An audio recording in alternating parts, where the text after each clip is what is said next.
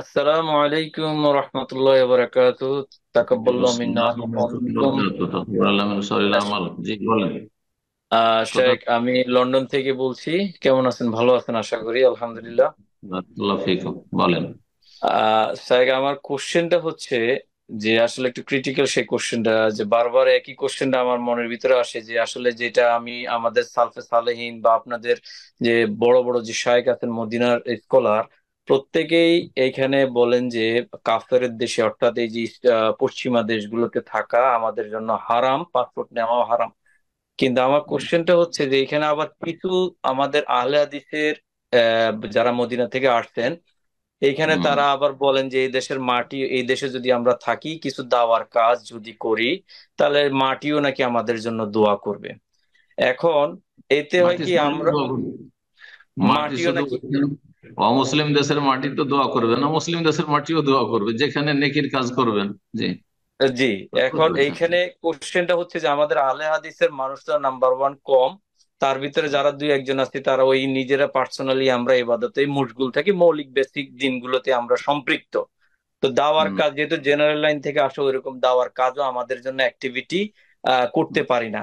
তো যেটা main question সেটা হচ্ছে যে আমাদের কি অ্যাকচুয়ালি, আমার অন্যদের হিসাব না, যে এই যে আমাদের প্রত্যেক ওয়েস্টার্ন ইউরোপ এত যে মুসলিম, এত যে আমরা সবাই থাকতেছি, তো আসলে কি আমাদের অবস্থানটা কি হবে? এটা কি আসলে কোরআন হাদিসের ভিত্তিতে আসলে কি যদি বেসিক এবাদত গুলো আমরা কমপ্লিট করতে পারি, তাহলে কি আমাদের থাকা জায়েজ আছে, নাকি অ্যাকচুয়ালি যত দ্রুত সম্ভব আমাদের এই দেশ থেকে ত্যাগ করাটাই উত্তম? আপনি হয়তো আলোচনা শোনেননি আমার, দীর্ঘ আলোচনা আছে। হ্যাঁ, বিস্তারিত আলোচনা আছে। সমস্ত শর্ত সহ যদি থাকা যায়, কিছু শর্তের সাথে থাকতে হবে। আর যদি এই শর্তগুলো বিদ্যমান না থাকে তো থাকা যাবে না। বিস্তারিত আলোচনা, লেকচার আছে। আর তার আগে শেখ সালেহ ফৌজানের লিখনী আছে এবং তার ফতোয়া আছে। কথা বোঝা গেছে তো? জি। সেগুলি যদি আসলে আপনি পড়েন তাহলে আপনার জন্য আরো স্পষ্ট হয়ে যাবে। তবে সংক্ষেপে আমি বলবো যে সবার জন্য অমুসলিম দেশে থাকা নাজায়েজ নয়, আর জায়েজও নেই। সবার জন্য জায়েজ আর সবার জন্য নাজায়েজ, এই ফর্মুলা চলবে না। যেখানে এমন অমুসলিম দেশ যেখানে সংখ্যাগরিষ্ঠ, এত অমুসলিম মানে সংখ্যাগরিষ্ঠ অমুসলিম এটা, আর তারপরে সেখানে ইসলাম পালন করা বেশ জটিল হয়ে যাচ্ছে, বরং ফিতনার আশঙ্কা খুব বেশি রয়েছে। আপনার জন্য হয়তো নাও থাকতে পারে, আপনি গেছেন 40 বছর বয়সে বা 30 বছর 35 বছর বয়সে, মজবুত ইমান নিয়ে গেছেন, আর টিকে থেকে গেলেন, আর বাঁচবো কতদিন, আর আল্লাহ বিল্লাহ করে মসজিদ বাড়ি এই করে থেকে গেলেন। কিন্তু আপনার আগামী প্রজন্ম, আপনার ছেলে মেয়েদের কি হবে? আপনার ছেলে মেয়েরা কি আপনার আয়ত্তে আছে? আর তাদেরকে আপনার আয়ত্তে, আপনার কন্ট্রোলে থাকতে দেবে? সেখানকার যে আপনার যে আইন কানুন, নাকি আপনার কাছ থেকে কেড়ে নিয়ে চলে যাবে যদি আপনি একটু চাপ সৃষ্টি করেন, বল প্রয়োগ করেন? ইসলাম বলছে বল প্রয়োগ করে তাকে সালাত পড়ে, বল প্রয়োগ করে ইসলামের বিধিবিধান পড়ে, বল প্রয়োগ করে পাপ থেকে বাঁচাইতে হবে। দেখি মনকার অন্যায় যদি দেখেন তাহলে প্রথম হচ্ছে বল প্রয়োগ করা। তো বল প্রয়োগ করার তো সেখানে অধিকারী নেই, আপনার নিজের ছেলে মেয়েদের ওপর, স্ত্রীর ওপর কোনো অধিকার নেই। তাহলে সেখানে আপনার আগামী প্রজন্ম কোন দিকে যাচ্ছে এটা দেখার বিষয়। আর এদের সম্পর্কে কিন্তু আপনি আল্লাহর কাছে মাসউল, জিজ্ঞাসিত হবে, আপনাকে জবাব অবশ্যই দিতে হবে। জি। তো এই ক্ষেত্রে সংক্ষেপে বলি, যেহেতু প্রশ্নের উত্তর এই লেকচার দেওয়ার সময় নেই। আলমারা যেটা বলেছেন যে এমন ব্যক্তি, প্রথম কথা, আপনি মুসলিম দেশ থেকে অমুসলিম দেশে যাচ্ছেন না অমুসলিম দেশ থেকে অমুসলিম দেশে যাচ্ছেন, এটা একটা দেখার বিষয়। বাংলাদেশ, সৌদি আরব, পাকিস্তান এইসব দেশ থেকে, মুসলিম দেশ থেকে আপনি যাচ্ছেন, হ্যাঁ মেসর এইসব দেশ থেকে যাচ্ছেন আপনি অমুসলিম দেশে, তাহলে জায়েজ নাই।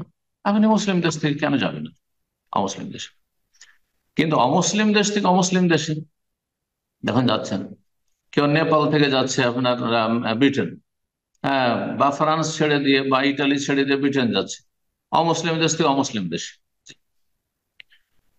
তাহলে তখন বলবো যে দুটো অমুসলিম দেশকে তুলনা করতে হবে, যে কোনখানে কোনটা আপনার জন্য দিন পালনের ক্ষেত্রে বেশি সুবিধাজনক। আপনি কোনখানে আপনি দিন চর্চা, আপনার ইমান আমলের হেফাজত করতে পারবেন, আপনার পরিবারকে মমিন মুসলিম বানিয়ে রাখতে পারবেন, ছেলে মেয়েদেরকে কোনখানে। আর আপনার কাছে তৃতীয় বিকল্প কিছু নেই। কারণ মুসলিম দেশগুলিতে নাগরিকত্ব নেই, সত্য কথা বলতে কি।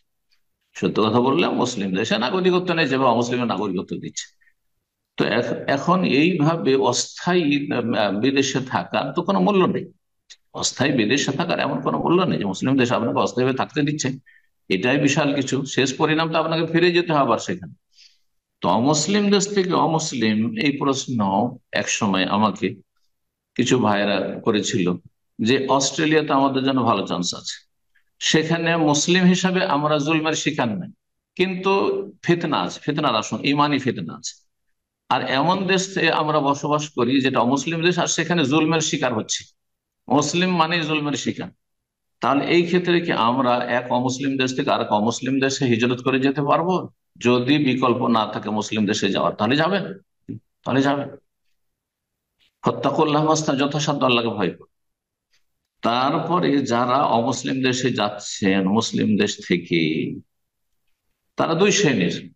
একদল হচ্ছেন যারা আলেম দায়ী, যাদের কোরআন সুন্নাহ সম্পর্কে, সহিহ আকীদা মানহাজ সম্পর্কে যথেষ্ট জ্ঞান আছে, তাদের কাছে এলম আছে, এবং তার সাথে দ্বীন আছে, তাকওয়া আছে, তারা যাচ্ছেন। তো তারা যাচ্ছেন, তাদের যদি সৎ উদ্দেশ্য থাকে যে সেখানে গিয়ে দাওয়া ইলা আল্লাহর কাজ করব, সেই জাতিকে জাহান্নাম থেকে জান্নাতের দিকে ফিরিয়ে নিয়ে আসবো, তাহলে প্রয়োজনে যেতে পারে।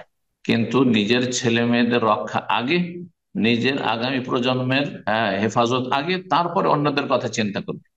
কারণ আপনার ওপর আমার ওপর আগে আমার পরিবারের হেফাজত করা ফরজ। কু আনফুসাকুম ওয়া আহলিকুম নার, প্রথম নিজেকে নিজের পরিবারকে জাহান্নামের আগুন থেকে বাঁচান, তারপরে দেশকে জাতিকে সমাজকে বাঁচাবার কথা পরে চিন্তা করবেন। আপনার পরিবারে একজনকে যদি জাহান্নামে বাঁচাতে পারেন, আর আপনি গোটা দেশের 1 লক্ষ মানুষ, তার চাইতে গুরুত্বপূর্ণ আপনার পরে আপনার স্ত্রীকে জাহান্নাম থেকে রক্ষা করা, আপনার ছেলে মেয়েকে জাহান্নাম থেকে রক্ষা করা। ঠিক। তো এখন তাহলে বলি, শেখ সালিল ফৌজান অন্যান্য আরো ওলামারা বলেছেন যে যেই ব্যক্তি যাবে অমুসলিম দেশে, প্রথম কথা চেষ্টা করবে আমি অস্থায়ী যাচ্ছি, স্থায়ী নয়, স্থায়ী বসবাসের জন্য যাচ্ছি না। আর সেখানে যাচ্ছে আইয়াকুনা ইনদাহু ইলমুন, তার কাছে এতটা দিনের জ্ঞান রয়েছে যে ইয়াদফাউ বিহি শুবহাত, সেখানে বিভিন্ন ইসলামের বিরুদ্ধে, মুসলিমদের বিরুদ্ধে সংশয় এবং সন্দিহান করে দেওয়া, আর তারপরে পরকাল থেকে উদাসীন করে দেওয়ার যে ফিতনাগুলি রয়েছে, শুবহাত সংশয়ের ফিতনা, সেই সব ফিতনা থেকে তার এলম দ্বারা সে সুরক্ষিত হতে পারবে। তার উপর আঘাত যে করবে ইসলাম বিরোধী ফিতনাগুলি, সেগুলি কিছুই করতে পারবে না। এতটা দিনের জ্ঞান যদি থাকে, সংশয় থেকে বাঁচতে পারবে।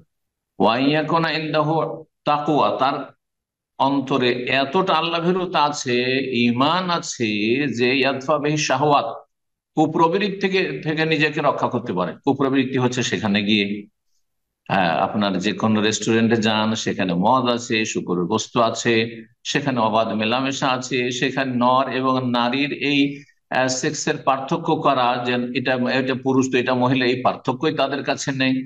এই সমস্ত ফিতনা থেকে, এই সমস্ত ফিতনা থেকে নিজেকে বাঁচিয়ে রাখতে পারবে তার তাকওয়ার মাধ্যমে। এতটা যদি থাকে, শাহওয়াতের ফিতনা থেকে বাঁচতে পারবে।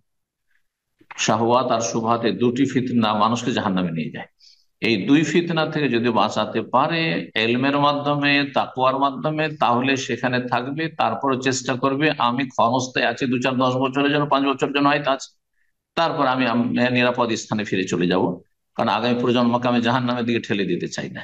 জি, আশা করি বুঝতে পেরেছেন।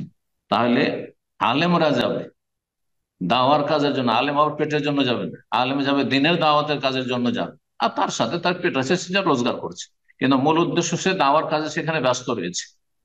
আর যাবে মুত্তাকি পরহেজগার, যাবে যার কাছে এলেমও আছে এবং তাকওয়া আছে, যাতে করে সেই তাকওয়া মানুষকে তাকওয়া শিখাইতে পারে, তাকওয়ার অনুশীলন করাতে পারে। আর এমনি সাধারণ মানুষ যাচ্ছে পয়সার জন্য, পেটের জন্য শুধু যাচ্ছে, সুখের জীবন গড়ার জন্য, দুনিয়ার জান্নাতের তলাশে যাচ্ছে, তারা অবশ্যই ফিতনা নিমজ্জিত। আলা ফিল ফিতনাতে সাকাত, তারা অবশ্যই ফিতনা নিমজ্জিত। এই জন্য যারা সেখানে আছেন, আল্লাহ হেফাজতের দোয়া করি, এবং দিনের সাথে, দাওয়ার সাথে, এলমের সাথে আর ভালো মানুষদের সাথে জড়িত থাকুন। একটা আপনাদের কোরআন সুন্নাহর অনুসারী ধার্মিক মুসলিমদের সার্কেল থাকবে, সেই সার্কেলের সাথে এক বা অতপ্রত জড়িত থাকুন। মসজিদের সাথে জড়িত থাকুন যতদিন আছেন, দিনের দাওয়ার ক্ষেত্রে সবসময় লেগে থাকুন। আর ইমানি ইসলামী তরবিয়তের যথাসাধ্য ছেলে মেয়েদের চেষ্টা করুন, ছেলে মেয়েরা বড় হওয়ার আগে আগে মুসলিম দেশে ফিরে আসার চেষ্টা করুন, যদি ফিরে আসার কোনো সুযোগ থাকে। যদি ফিরে আসার কোনো সুযোগ মুসলিম দেশে থাকে, হ্যাঁ জি, বাংলাদেশে ফিরে আসতে পারেন, সুতরাং ফিরে চলে আসবেন। যদি আর না থাকে কারো কাছে ফিরে আসার রাস্তা, ফিরে আসবো কোথায়, সেখানে জানেন নিরাপত্তা নেই, তাহলে তখন সেটি ভিন্ন বিষয়। আল্লাহ রাব্বুল সঠিক বুঝ দান করুন, সংশোধনের তৌফিক দান করুন, নিয়তের সলিহা ভালো নিয়ত রাখার তৌফিক দান করুন, এবং সমস্ত অনিষ্ট থেকে আল্লাহ হেফাজত করুন। জি।